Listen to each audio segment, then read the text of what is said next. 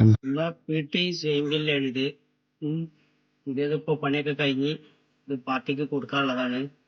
നമ്മളാണ് പണിയൊക്കെ എടുത്തത്.